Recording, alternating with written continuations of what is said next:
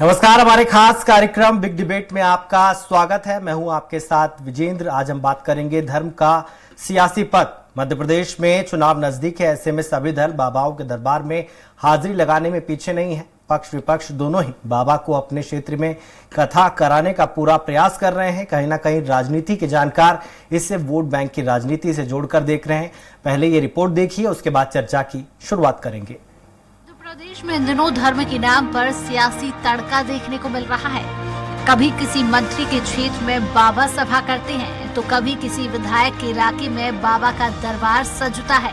क्या नेता क्या अभिनेता सभी बाबा के दरबार में हाजिरी लगाने आते हैं। ऐसा हो भी क्यों ना, बाबा जो इन दिनों जनता के दिल और दिमाग में बैठे जो हैं, आस्था का केंद्र जो हैं। ज्यादा दिन नहीं हुए हैं जब मध्य प्रदेश में पहले बागेश्वर धाम वाले बाबा और फिर पंडित प्रदीप मिश्रा लगातार मीडिया व सोशल मीडिया की सुर्खियों में रही हैं। बाबाओं के दरबार में दिनों खासी भीड़ देखने को मिल रही है। मध्य प्रदेश में इसी साल विधानसभा चुनाव भी होने हैं, लिहाजा राजनीतिक तौर पर एक बार फिर से कथावाचकों और बाबाओं का बोलबाला नजर आने लगा है। मध्य प्रदेश विधानसभा चुनाव के पहले भाजपा और कांग्रेस दोनों दलों के नेता बागेश्वर धाम के पीठाधीश्वर पंडित धीरेन्द्र कृष्ण शास्त्री, पंडोखर सरकार और प्रदीप मिश्रा जैसे कथावाचकों की शरण में हैं। एक दर्जन से ज्यादा मंत्री और नेता अपने क्षेत्रों में इन संतों की कथा का आयोजन करवा चुके हैं। टिकट पाने के लिए भी राजनीतिक धार्मिक दरबारों में हाजिरी लगाते हैं। मध्य प्रदेश के विधानसभा चुनाव में तकरीबन 5 महीने का वक्त है। जैसे जैसे चुनाव करीब आएंगे इनकी डिमांड और बढ़ेगी। मध्य प्रदेश की पॉलिटिक्स में कथावाचकों का खास रोल रहा है। बहरहाल इन दिनों बाबाओं की सभाओं में सियासी तड़का भी देखने को मिल रहा है। इसलिए नेता बढ़ चढ़कर बाबाओं को अपने अपने क्षेत्रों में बुलाकर धर्म के साथ साथ सियासी रोटियां सेकने का काम कर रही हैं। ऐसे में देखने वाली बात ये होगी कि बाबाओं की सभा से सियासी हवा चलाने में नेता कितने कारगर साबित होते हैं। सलमान खान, स्वराज एक्सप्रेस, भोपाल। तो इस मुद्दे पर चर्चा करने के लिए हमारे साथ है बीजेपी नेता चिंतामणि मालवीय जी, कांग्रेस विधायक शशांक भार्गव जी, आम आदमी पार्टी से हमारे साथ स्टूडियो में मौजूद हैं प्रवक्ता अतुल शर्मा जी। आपका बहुत बहुत स्वागत है। हमारे साथ रहेंगे पंडित मनीष शर्मा जी, धर्मगुरु है, वो हमारे साथ रहेंगे चर्चा में। पहला सवाल मेरा अतुल जी आपसे है। आपकी पार्टी के बारे में बीजेपी और कांग्रेस दोनों ही बोल रहे हैं। आप यहाँ आए किस लिए, आपको बुलाया किस लिए? ऐसे में आप यहाँ पर आ रहे हैं और धर्म के ऊपर जो राजनीति मध्य प्रदेश में देखने में आ रही है उस पर आपकी पार्टी का क्या स्टैंड है? हम मध्य प्रदेश आए हैं जनता की सेवा करने के लिए।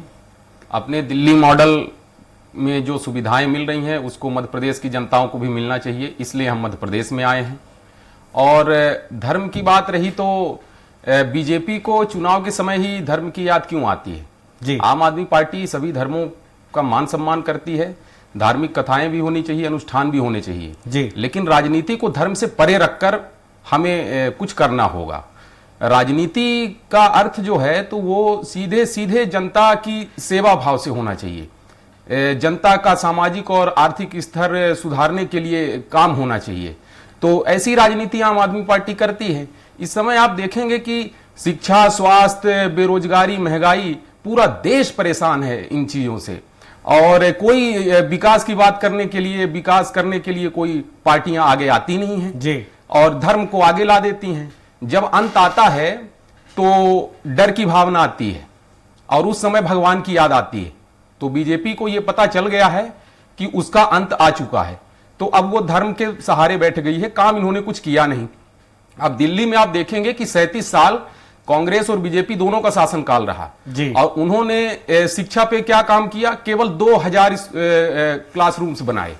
और 2015 से 23 के बीच में आम आदमी पार्टी की सरकार ने 8 साल में 2400 नए क्लासरूम्स बना दिए। और पंजाब में आप देख लीजिए, जिस सरकारी नौकरी के लिए अभी पंजाब में आम आदमी पार्टी की सरकार को बने हुए महज 1 साल हुए हैं, जिस सरकारी नौकरी के लिए मध्य प्रदेश का युवा सड़कों में संघर्ष कर रहा है, प्रदर्शन कर रहा है, उनको जेल में डाला जा रहा है। तो हमारे पंजाब में 29,000 महज 1 साल में 29,000 सरकारी पदों पर नियुक्तियां की गई हैं वहां के युवाओं की जी। तो ये एक देखने की बात है। दूसरी चीज, 1 साल में हमने वहां 500 से ज्यादा मोहल्ला क्लिनिक बना दिए और मध्य प्रदेश की बात करें तो मध्य प्रदेश में 77,000 डॉक्टरों की कमी है। 43% शिशु मृत्यु दर है मध्य प्रदेश की, जो भारत देश में सर्वाधिक है। तो मध्य प्रदेश में बीजेपी और कांग्रेस दोनों पार्टियों ने न शिक्षा पे काम किया, न स्वास्थ्य पे काम किया, न युवाओं के रोजगार के लिए कुछ काम किया। और महंगाई, आपको पता है कि पिछले साल का ही रिकॉर्ड है कि 200% शहरों की महंगाई भी बढ़ गई है।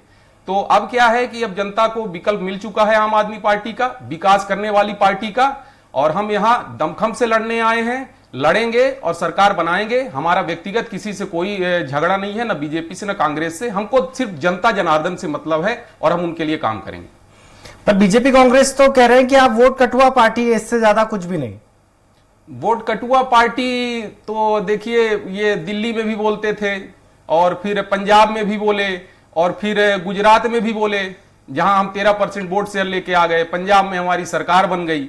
तो कहना एक अलग होता है और करना अलग होता है। ये तो आरोप प्रत्यारोप दोनों पार्टियां हमेशा लगाती रहती हैं और इनका इस समय सबसे ज्यादा बीजेपी को डर आम आदमी पार्टी। ठीक है, मैं आऊंगा आपके पास। हमारे साथ जुड़ गए हैं कांग्रेस के विधायक शशांक भार्गव जी। भार्गव जी, आपका चर्चा में स्वागत है। कैसे देखते हैं धर्म के नाम पर जो सियासत हो रही है? तमाम आपके दल के लोग भी जा रहे हैं पांडालों में, बीजेपी के लोग भी जा रहे हैं। ऐसे में जनता ये पूछती है कि चुनावी साल में ही क्यों आपको ये धर्मगुरु याद आते हैं?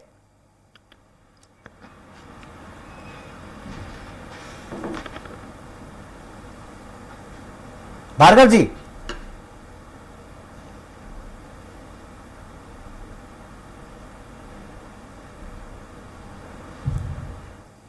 को धर्म से अलग रखना चाहिए जी। भारतीय जनता पार्टी आज राजनीति और धर्म को एक साथ लेकर चल रही है। एक हिंदू मुस्लिम का नारा देके वो पूरे देश में अलगाववादी ताकतों को ताकत दे रही है जी। और तो और उन्होंने एक एजेंट मुस्लिम है ओवैसी, उसके सहारे से उन्होंने यूपी और बिहार में सरकार ही बनाई। ये पूरा हिंदुस्तान जानता है। तो भारतीय जनता पार्टी जो आज जिसमें है वो देश के लिए ठीक नहीं है। भारतीय जनता पार्टी में भ्रष्टाचार तो अभी तक सुना था, लेकिन जब जब चुनाव आते हैं, जब जब किसी न किसी भवन में आग लगा दी जाती है।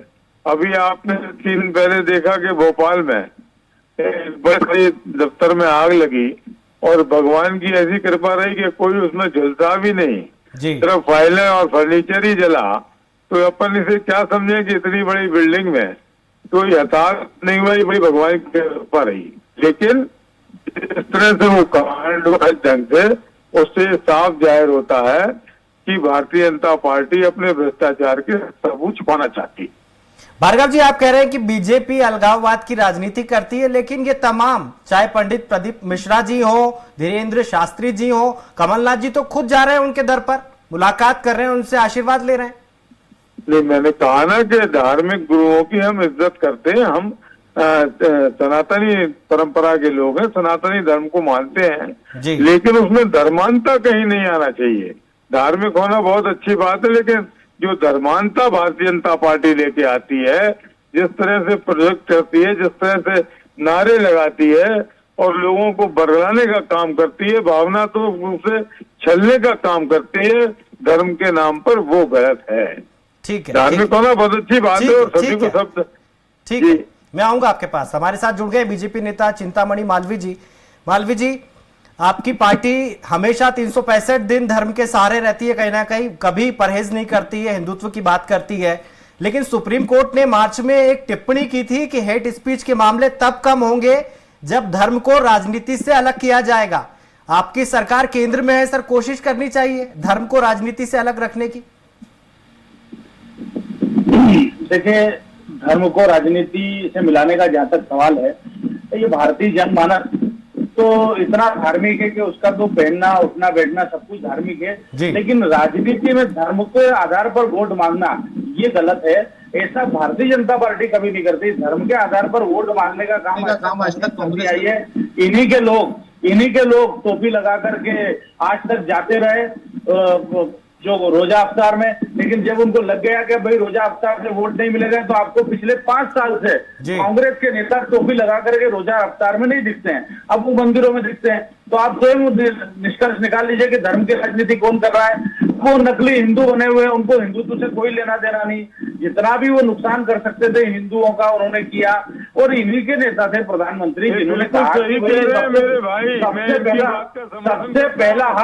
कि सबसे पहला आपको मुसलमानों का बगैर देश में बताए पाकिस्तान गए थे और नवाज शरीफ की अम्मा को श्रीफल देने गए थे, जब ये नहीं थे।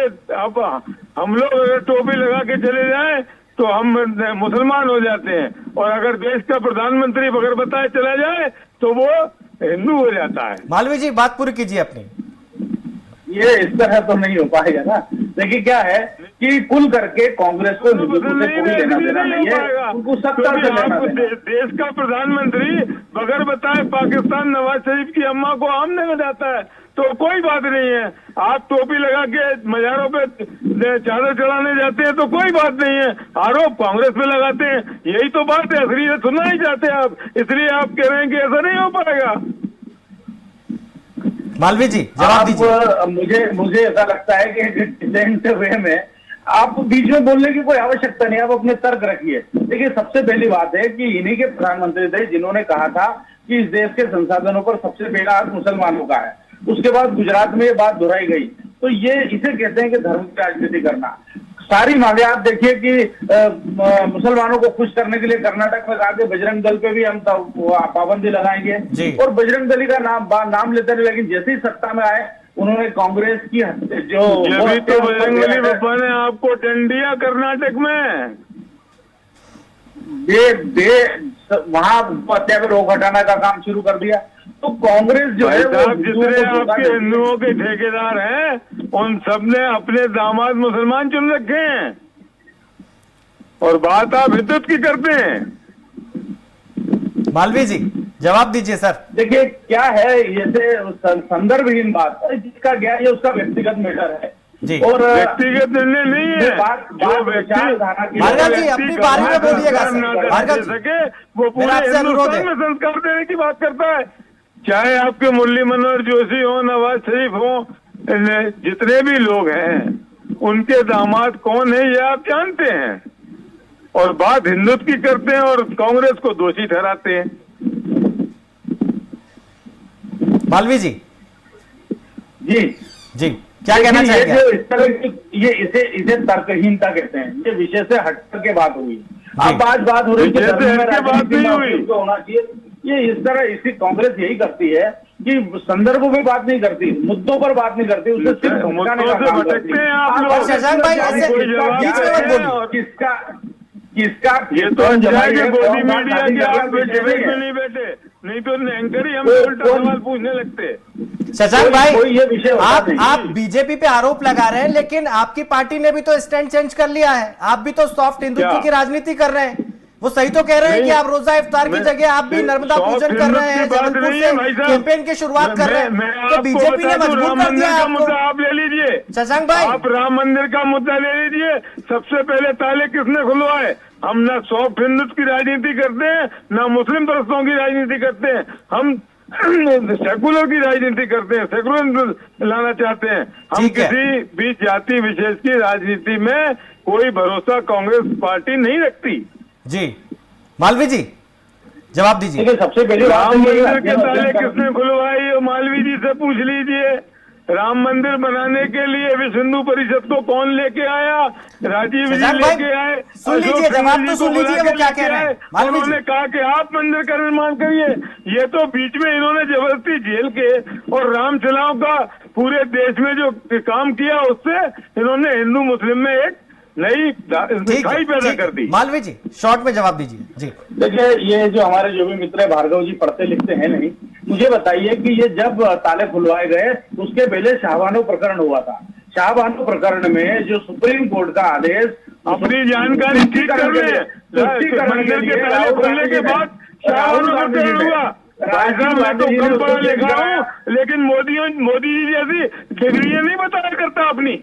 आप कह रहे हैं कम पढ़े लिखे हैं। तो कुल करके तुष्टीकरण करने का अपनी काम ये जानकारी करते हैं। दुरुस्त करने और के बाद तुष्टीकरण किसी को डिबेट में ठीक, तुष्टीकरण ठीक को है। अलग अलग नाम दे रहे हैं। मालवीय जी, तुष्टीकरण भार्गव जी को अलग-अलग आऊंगा नाम आपके दे रहे पास में, मैं रुक करूंगा। पंडित मनीष नहीं, शर्मा वो जी कह का रहे हैं, धर्मगुरु है। कांड बाद में मनीष जी, हुआ आपका था। स्वागत है पहले चर्चा में। ताले खुले थे, कैसे इसके देखते बाद हैं जैसे कोई- जैसे चुनाव नजदीक आ रहे हैं, जो आयोजन हो रहे हैं प्रदीप मिश्रा जी के, धीरेन्द्र कृष्ण शास्त्री जी के, ये बहुत ज्यादा हो जा रहे हैं और तमाम मुख्यमंत्री वहां पर जा रहे हैं, विपक्ष के नेता वहां जा रहे हैं। इस धर्म की क्या और बुरी बात है किसी सियासत धर्मगुरु की की कड़ी को धर्म में कैसे जाने देखते हैं के आप मनीष जी? अरे किसी धर्मगुरु के दर्शन करने में क्या बुरी बात है? ये तो भारतीय जनता मेरा सवाल पार्टी आपसे के नहीं है लोग- शशांक भाई, मनीष भाई से है, जी। मनीष जी से, धर्मगुरु हैं। एक बार प्रश्न फिर से रिपीट कर। मेरा प्रश्न यह है सर कि जैसे जैसे चुनाव नजदीक आ रहा है, 5 महीने बाकी हैं, जो आयोजन हो रहे हैं बड़े स्तर पर, उसमें तमाम राजनीतिक दल के लोग जा रहे हैं, इसको कैसे देखते हैं आप? रामचरितमानस में तुलसीदास जी लिख के गए हैं, परहित सरित धर्म नहीं भाई, पर पीड़ा सम नहीं अजमाई। यानी कि दूसरों का हित हो, इससे बड़ा कोई धर्म नहीं, और यदि दूसरों को कोई पीड़ा हो रही है तो इससे बड़ा, यह मूलतः धर्म की भाषा है। और धर्म एक बहुत ही व्यक्तिगत मैटर होता है। जी, सभी को अपने अपने धर्म पालन करना ये बहुत व्यक्तिगत मामले होते हैं। यदि दोनों दलों ने कोई अच्छा कार्य किया है जी, और जनता जनार्दन, जैसे बोलते हैं कि जनता ही जनार्दन है, जनार्दन यानी भगवान विष्णु का रूप है, और जनता के हित में काम किया है, तो उनको किसी भी प्रकार के ऐसे धार्मिक आयोजन करने की या किसी के पास जाने की आवश्यकता ही नहीं है। जी, जनता के लिए बेहतर सड़कें, बेहतर सुविधाएं, बेहतर नल पानी आदि की व्यवस्थाएं हैं। दोनों ही दल यदि ये करते हैं तो उनको ना तो प्रचार की आवश्यकता पड़ती है, जी, ना उनको किसी धर्म गुरु की सहायता लेने की आवश्यकता पड़ती है, ना किसी धर्म विशेष की सहायता पड़ती है। जी, यदि वो ऐसा करते तो उनको स्वतः ही जनता अपना नेता चुनती और प्रधानमंत्री, मुख्यमंत्री, अन्य जो भी देना है वो देती है। जी, तो सभी नेताओं को यह समझना चाहिए कि जनता ही जनार्दन है और जनता ही भगवान स्वरूप है, और सभी नेताओं का यह धर्म है कि वो जनता की सेवा पूरी निष्ठा के साथ करे। तो इससे उन्हें अन्य किसी सहायता लेने की आवश्यकता ही नहीं पड़े। बिल्कुल बिल्कुल सही कहा आपने। मैं आऊंगा दोबारा आपके पास पे। पंडित जी की बात को मैं आगे ले जाता हूं। शशांक भाई, आपकी पार्टी के चीफ हैं स्टेट के, कमलनाथ, वो कहते हैं मैं हनुमान जी का बहुत बड़ा भक्त हूं। धर्म और आस्था ये आदमी का निजी विषय है, इसको प्रचार करने की क्या जरूरत है कि मैं हनुमान जी का बड़ा भक्त हूं? नहीं, जो है वो कह रहे हैं, अगर हनुमान जी के वो भक्त हैं तो कहने में क्या बुरी बात है भाई? पंडित जी कह रहे हैं अगर भगवान काम का अच्छा भक्त किया है हूं- तो आपको ये प्रचार करने की जरूरत नहीं पड़ेगी कि आप किसके भक्त नहीं, हैं। ये प्रचार नहीं है, जी, ये प्रचार नहीं कर रहे हैं। प्रचार तो वो होता है कि जिस तरह से अलगाववाद फैला के राम मंदिर की बातें करते हैं, और राम मंदिर किसने ताले खुलवाया, क्या किया, वो सब जानते हैं। जी, ये बात, पंडित जी की बात बिल्कुल सही है कि राजनीति में सेवा करने का भाव होना चाहिए।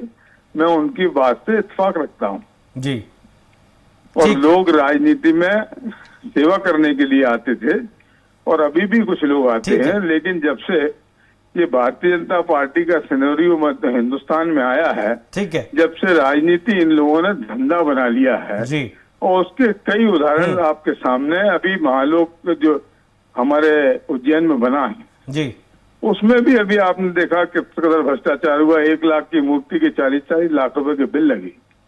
मतलब कर्नाटक में तो लोग कहते थे कि 40% भ्रष्टाचार है, लेकिन यहाँ तो 80% से ज्यादा पार ठीक कर है, गया। ठीक है। इस पर रिएक्शन ले लेते हैं। उज्जैन से ही आते हैं मालवीय जी, वो भ्रष्टाचार का जिक्र कर रहे हैं महाकाल लोक में जो हुआ है, जैसा कि कांग्रेस का आरोप है, और आपने डिबेट की शुरुआत में कहा था कि धर्म की राजनीति हम नहीं करते, तो पीएम ने क्यों बोला था कि बजरंग बली का नाम लेकर वोट करने जाना, ये धर्म के नाम पर राजनीति करना नहीं है?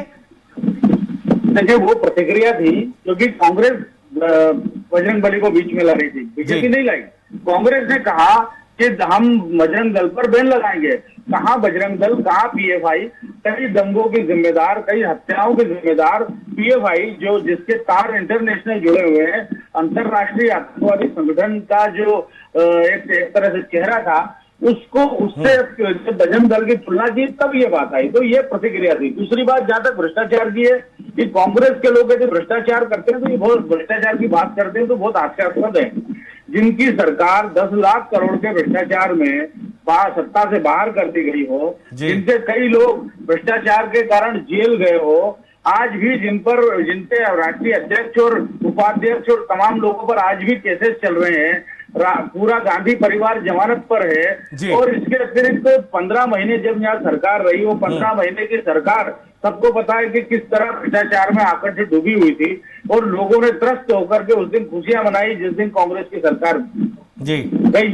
तो 15 महीने वो भ्रष्टाचार की सरकार थी, तो इनको भ्रष्टाचार पर बात करने का कोई हक नहीं है। और गाल बजाने की बजाय आप कोर्ट में जाइए, प्रमाण दीजिए। जी ठीक है, मालवीय जी आऊंगा आपके पास में। आखिरी कमेंट के लिए मैं रुक करूंगा अतुल शर्मा जी का। शर्मा जी, बीजेपी और कांग्रेस दोनों प्रचार में बहुत आगे हैं, वो सभी पंडालों में भी जा रहे हैं, लोगों के बीच भी जा रहे हैं, लेकिन आपकी पार्टी तो कहीं दिखाई नहीं दे रही है एमपी में। देखिए, हम डायरेक्ट जनता से संवाद करने में विश्वास रखते हैं। जैसे आपने अभी चर्चा की कि महाकाल लोग घोटाला जी, तो हम डोर टू डोर गए और जनता को पंपलेट के माध्यम से और कई तरीकों से हमने बताया कि ये घोटाले हुए हैं। प्लास्टिक की मूर्तियां लगाई गई, वो सब ज्ञात है आप लोगों को कि क्या क्या ये लोग कर डाले। अभी सतपुड़ा भवन में आग लगा दी इन लोगों ने। तो अब क्या है कि हम जनता से डायरेक्ट संवाद करने जाते हैं तो हम एक ही चीज जनता जनार्दन को कहते हैं कि आम आदमी पार्टी का धर्म है सिर्फ और सिर्फ जनता की सेवा करना, उनके सामाजिक और आर्थिक स्तर को बेहतर बनाना। तो हम विकल्प देते हैं कि एक तरफ आपके पास है घोटाले वाली बलात्कारियों की पार्टी, गुंडों की 10 पार्टी, सेकंड में कंक्लूड और एक तरफ आपके पास है जो जनता के लिए काम करती है, वो पार्टी जो कि आम आदमी पार्टी है। चाहे वो शिक्षा की बात हो, स्वास्थ्य की बात हो, बिजली पानी की बात हो या बेरोजगारी की बात हो। तो ये कंक्लूजन है मेरी पार्टी के तरफ से। ठीक है। आप तीनों मेहमानों का बहुत बहुत शुक्रिया। पंडित जी आपका भी बहुत बहुत शुक्रिया, राजनीतिक दल से हमारे जुड़े थे। बीजेपी से चिंतामणि मालवीय जी आपका बहुत बहुत शुक्रिया। अतुल जी आपका बहुत बहुत शुक्रिया। और हमारे साथ थे विधायक शशांक भार्गव जी कांग्रेस पार्टी से, आपका भी बहुत बहुत शुक्रिया। धर्म लोगों को जीना सिखाता है, धर्म एक निजी विषय है, लेकिन जब सियासत में कामयाबी पाने के लिए धर्म का इस्तेमाल नैतिक है या नहीं, इस पर चर्चा होती रही है। लेकिन मतदाता होने के नाते आपको तय करना है कि धर्म की बात करने वाले को वोट देंगे या फिर जनता के हक की बात करने वाले को वोट देंगे। चर्चा में आज के लिए इतना ही। आप देखते रहिए स्वराज एक्सप्रेस। नमस्कार।